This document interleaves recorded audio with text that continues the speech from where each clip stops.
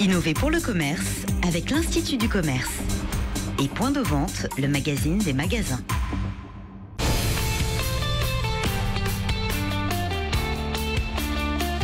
BFM Business.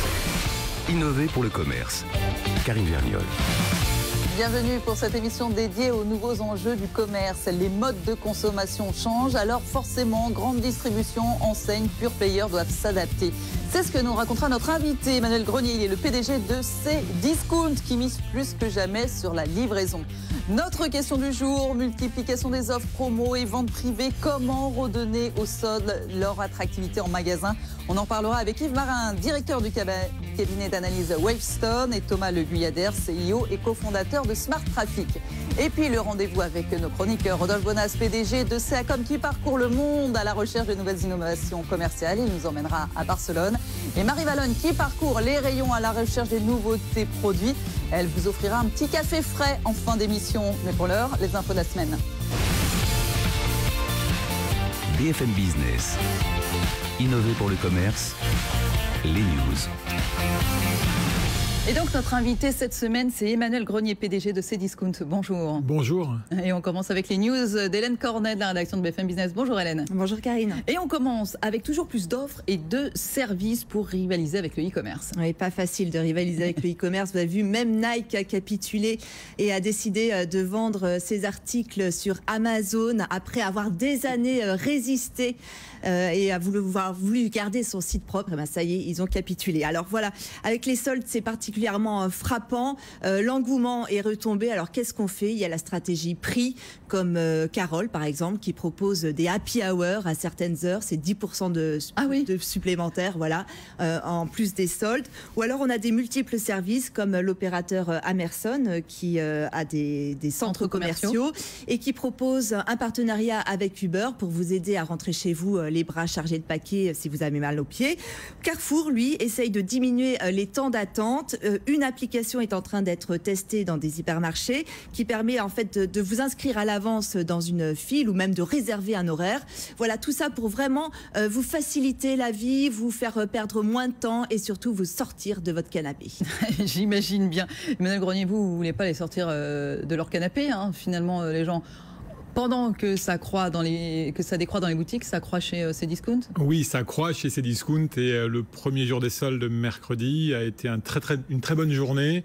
Et on a même dépassé nos espérances en termes de trafic, de nombre de visites. On en attendait 4 millions et on en a eu plus de 4 millions et demi. Donc justement, les soldes, on en reparlera, parce que est-ce que ces boutiques qui se vident à cause ou grâce à vous, que vous êtes pure player, est-ce un problème? On va voir comment effectivement elles organisent tout ça. Autre chose, vous nous parliez de vernis à ongles accordé à notre Twingo il n'y a pas très longtemps, Hélène. Cette fois-ci, vous allez encore plus loin avec la Nail Revolution. Voilà, c'est du vernis à ongles sur mesure. Imaginez, vous avez une couleur vraiment qui vous a tapé dans l'œil, c'est celle-là que vous voulez.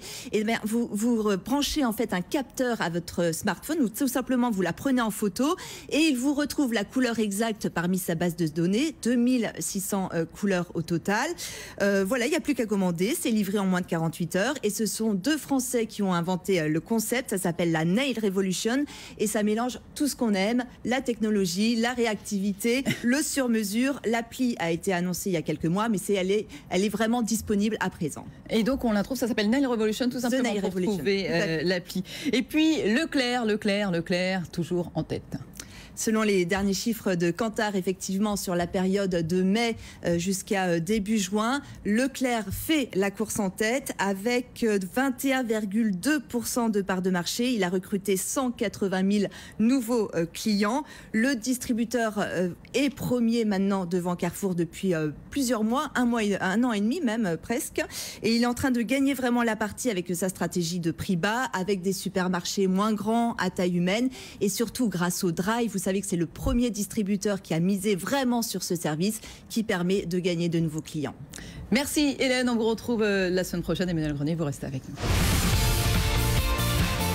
BFM Business. Innover pour le commerce. L'invité de la semaine. Et nous sommes donc en compagnie d'Emmanuel Grenier, PDG de Cdiscount. Cdiscount, marketplace de produits essentiellement non alimentaires, qui appartient au groupe Casino, basé à Bordeaux. Allez, on donne tout de suite quelques chiffres. Plus de 15 millions de références, 8 millions de clients sur l'année dernière, un volume d'affaires de presque 3 milliards d'euros en 2016, avec bien sûr une idée des prix intéressants, plus intéressants que les autres. En tout cas, il y a quelques jours, Emmanuel Grenier, vous étiez au Salon du Bourget, non pas encore pour nous proposer un avion à la vente, quoique ça va peut-être venir, mais pour nous parler drones. Exactement, parce que les drones, pour nous, c'est le futur de la livraison. Nos clients nous demandent tous les jours d'être livrés de plus en plus vite. Il y a 5 ans, on livrait en 2 jours. Il y a 2 ans, en 1 journée. Aujourd'hui, on livre le jour même, notamment à Paris. Cdiscount livre le jour même à Paris. Et demain, il faudra livrer en 1 heure ou 1 heure et demie. Donc, c'est les expérimentations et c'est des projets qu'on a lancés. Mais le drone, vous y croyez? Bien sûr que j'y crois. Ça prendra un peu de temps. Donc on s'est allié. De réglementation, forcément. Exactement. Il y a des sujets de sécurité, de réglementation technologique. Donc on s'est allié avec les plus grands noms de l'industrie, et notamment Thales. On a monté un consortium avec des entreprises de Nouvelle-Aquitaine. Et donc on travaille sur ce projet-là pour pouvoir lancer et livrer des clients en drone dans quelques temps. Vous avez déjà fait des petits essais. L'idée, c'est quoi? C'est vraiment, on ne peut pas amener le paquet par le drone chez le client. Quelle est l'idée? L'idée, c'est de partir de notre entrepôt à Bordeaux et d'aller livrer les clients dans Bordeaux, pas directement chez eux, parce que c'est très compliqué. Imaginez quelqu'un qui habite dans un immeuble, mais d'aller le livrer dans un point de collecte très proche de chez lui. Et après, le client fera les 100 derniers mètres pour venir chercher le colis. L'enjeu de la livraison, c'est l'enjeu principal aujourd'hui pour faire la différence. On parlait des prix. Finalement, le prix, c'est plus une question. Vous êtes imposé comme celui qui a les prix les plus intéressants.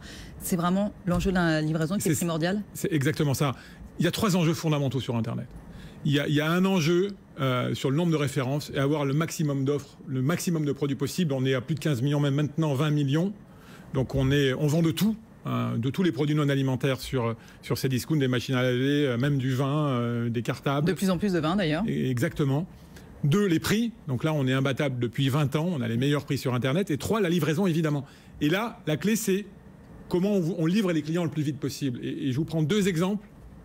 Aujourd'hui, si vous commandez une machine à laver ou un frigo ou un meuble et que vous habitez à Paris ou en Ile-de-France, on vous livre aujourd'hui sur plus de 5000 références.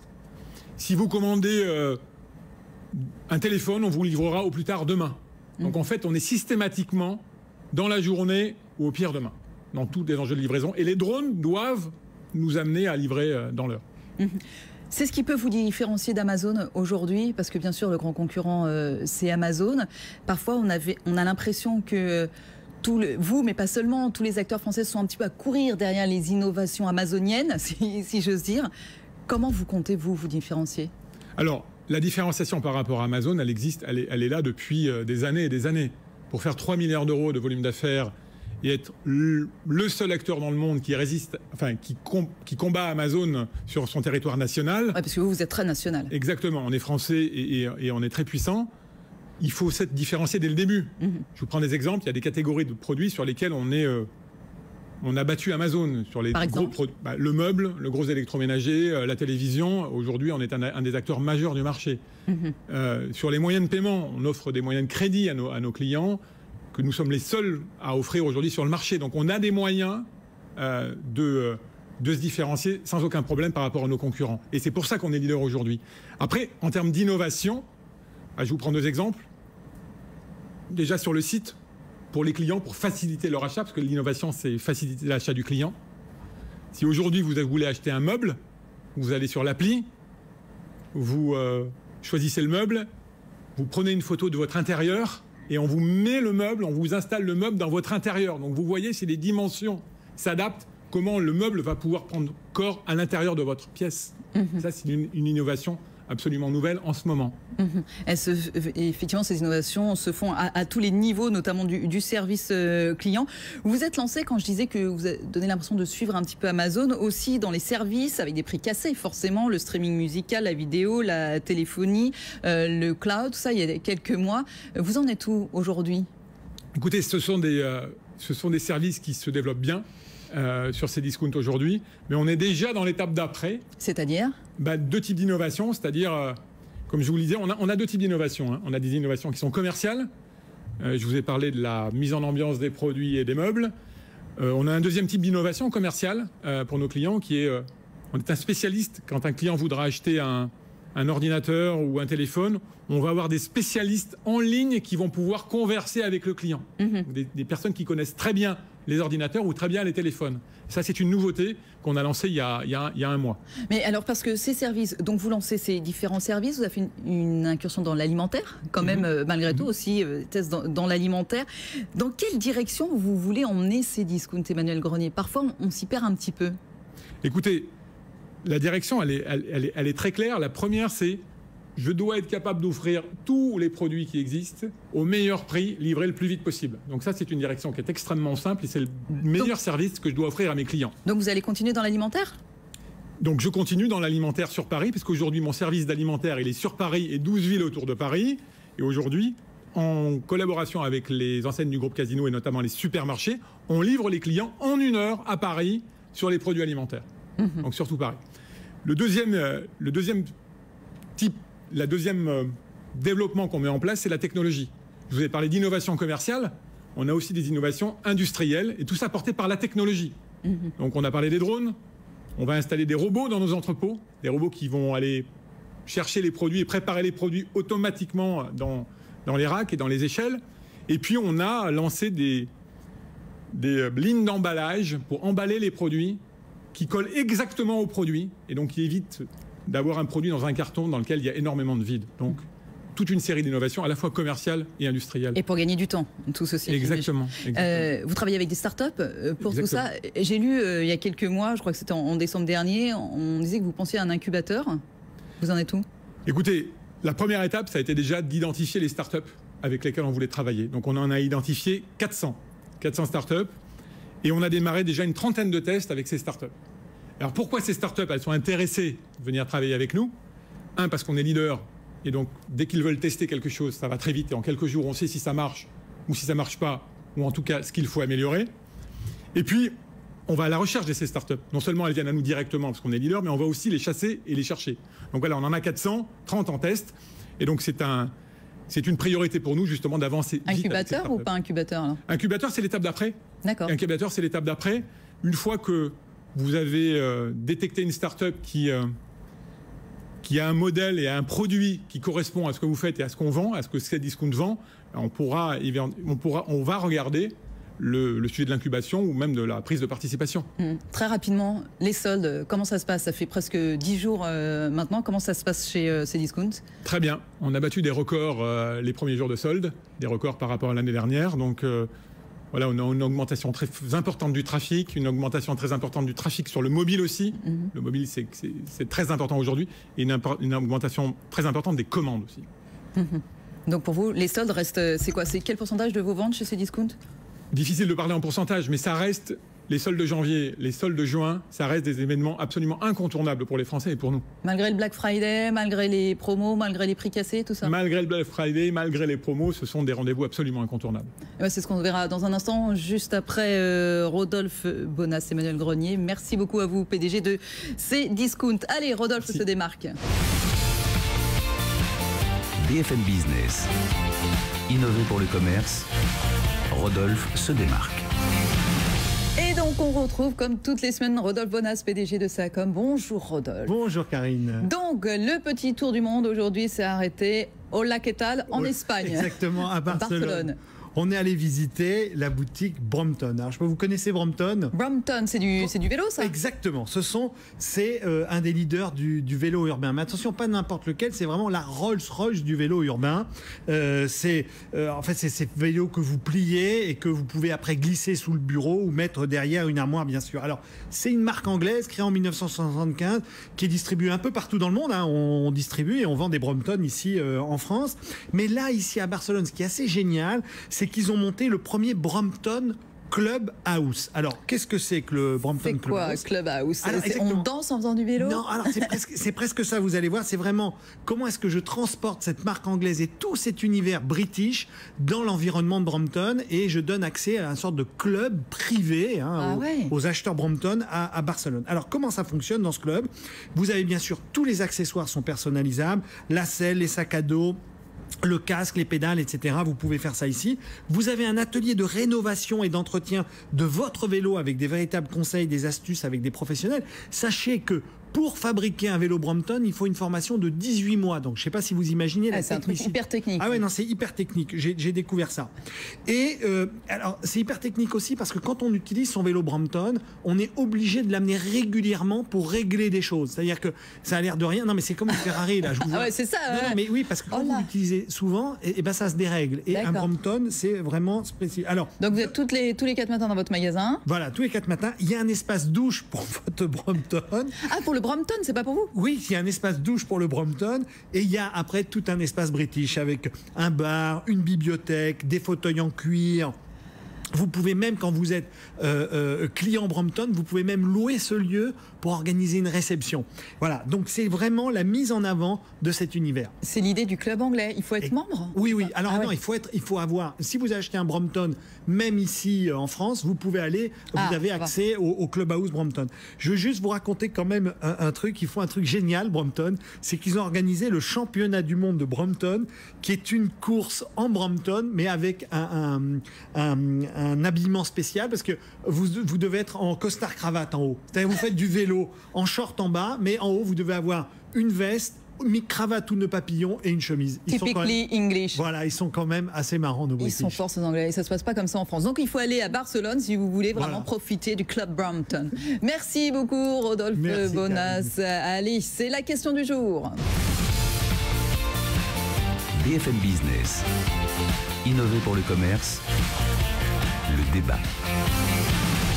Multiplication des offres, promos et ventes privées. Alors comment redonner aux soldes leur attractivité? Comment réenchanter les soldes en magasin? C'est ce que nous allons voir avec nos invités. Yves Marin, bonjour. Bonjour.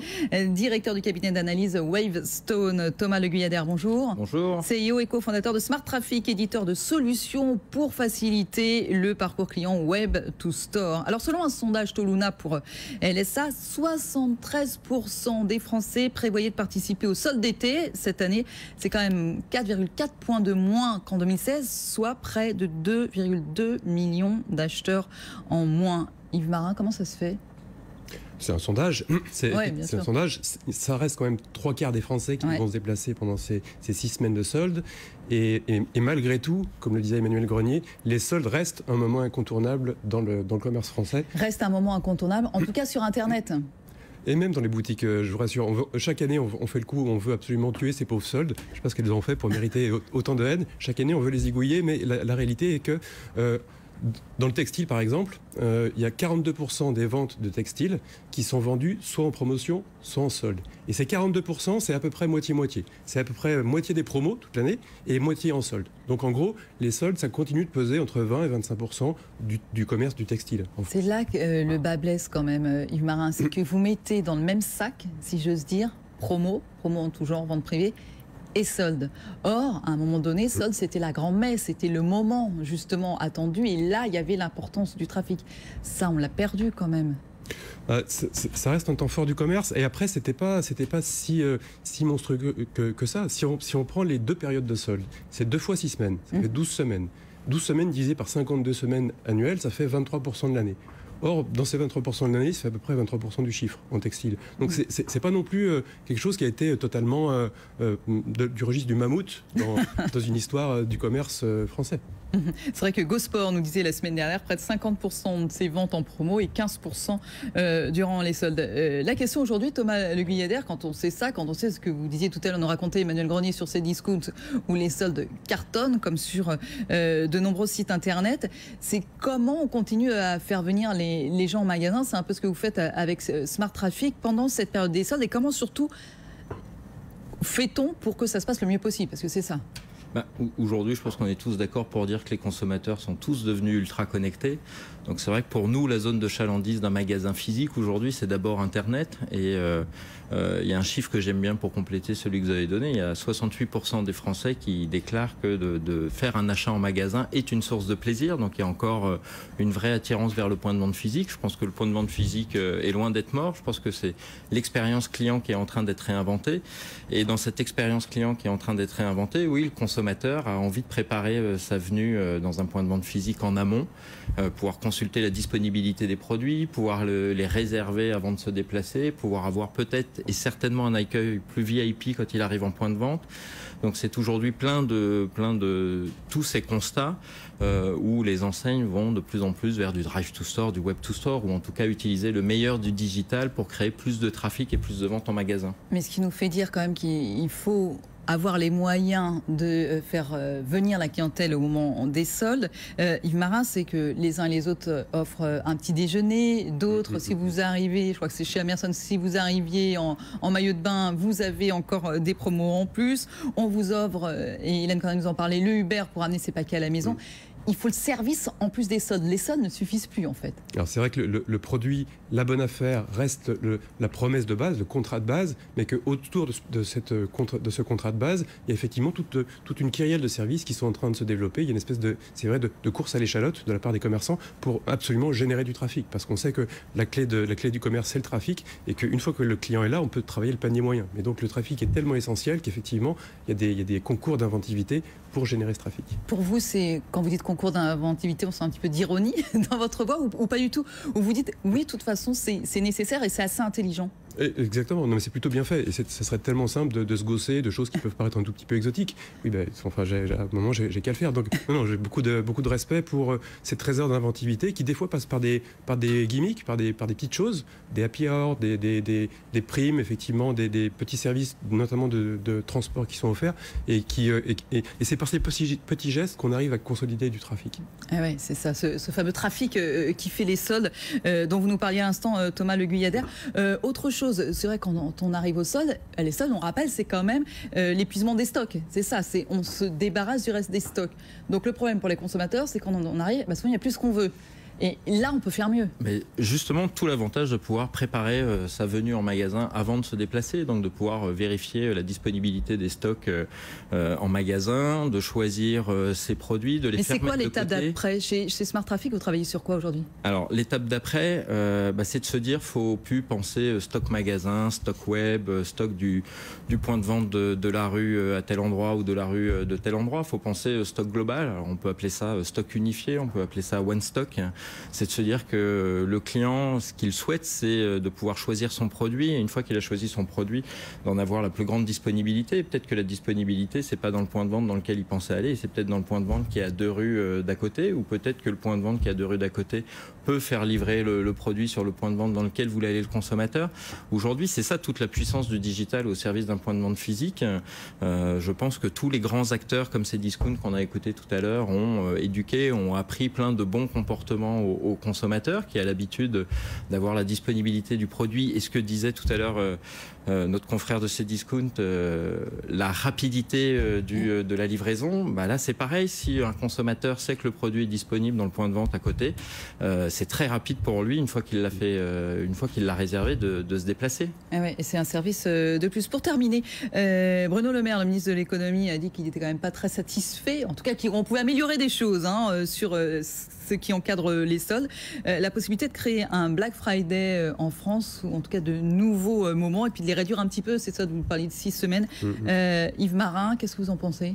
Oui, toutes les enseignes sont à la recherche de l'opération magique qui ferait le pont entre la rentrée des classes et Noël. Et c'est vrai que le Black Friday, au milieu de... déjà en partie d'ailleurs. Exactement. Mais le fait de l'institutionnaliser et de l'inscrire en dur dans le paysage commercial français serait effectivement une bonne chose pour maintenir ce tunnel de tension commerciale entre la rentrée et Noël. Donc finalement, non seulement on n'enlève pas les soldes, mais on rajoute un moment d'animation commerciale. Toujours plus. Les marchés étant saturés, il faut de plus en plus stimuler l'achat d'impulsion, puisqu'il y a de moins en moins de... parce que les besoins basiques des gens sont saturés. Les gens, ils ont des frigos, ils ont des habits, tout va bien, Madame la Marquise. Donc il faut absolument stimuler et faire des concours de créativité pour générer de l'achat d'impulsion. Et voilà, après il va falloir suivre dans effectivement la gestion des stocks et de l'animation. Merci beaucoup à tous les deux. Yves Marin, directeur du cabinet d'analyse Wavestone, Thomas Le Guyadère, CEO et cofondateur de Smart Traffic. Merci d'avoir été avec nous. Vous restez encore un petit peu. C'est le produit de la semaine. BFM Business. Innover pour le commerce. Le produit de la semaine. Avec Marie Vallogne de la rédaction de BFM Business. Bonjour Marie. Bonjour Karine. Alors aujourd'hui, vous nous parlez d'une boisson emblématique que vous connaissez sûrement, messieurs, mais qui lance une nouveauté. Voilà, le mythique Cacolac, on connaît d'habitude pour son fameux chocolat, lance cette fois-ci un café au lait bio. Alors il n'y a pas beaucoup de monde sur ce secteur, pas beaucoup d'acteurs. Il y a Starbucks qui a ouvert le chemin avec des cafés lactés proposés dans les hypermarchés. Dans les supermarchés exactement. Déjà, alors Cacolac n'a pas la prétention de vouloir les concurrencer, mais la croissance du marché leur a fait franchir le cap. Alors Cacolac propose un café élaboré avec du lait français, avec des approvisionnements de producteurs locaux, et puis le café et le sucre sont aussi issus du commerce équitable. Une vraie petite entreprise française engagée, ça fait d'ailleurs partie un petit peu du patrimoine industriel français. Exactement, voilà, Cacolac c'est une PME qui est née à Bordeaux en 1954, qui a été revendue en 2011, puis rachetée par la famille cofondatrice en 2015. Alors l'entreprise a connu des années difficiles, mais on se rappelle de 2014, l'année où ils ont remonté la pente avec des bons résultats, et désormais une nouvelle stratégie, une communication plus axée vers les jeunes, des nouveaux produits avec le Cacolac praliné noisette ou le Cacolac caramel. Ça c'était plus pour les enfants, maintenant on s'adresse aussi avec le café finalement aux adultes. Alors l'entreprise compte aujourd'hui une trentaine de collaborateurs, 40 millions de bouteilles sont créées tous les ans. L'année dernière, son chiffre d'affaires était en hausse de 5% à un peu plus de 9 millions d'euros. Et donc, très rapidement, c'est une grosse innovation, ce café au lait, là ? C'est une innovation qui a demandé 1 an de recherche et développement pour l'entreprise. Alors, c'est pas énorme, tout simplement parce qu'en fait, ils avaient déjà parcouru un bon bout du chemin. Ils avaient déjà obtenu la certification bio, donc le travail était déjà fait. Donc voilà, il faut juste mettre à la place du chocolat, on met du café. Bon, j'exagère, mais en tout cas, voilà. Pas mal réussi, ça vous a plu ?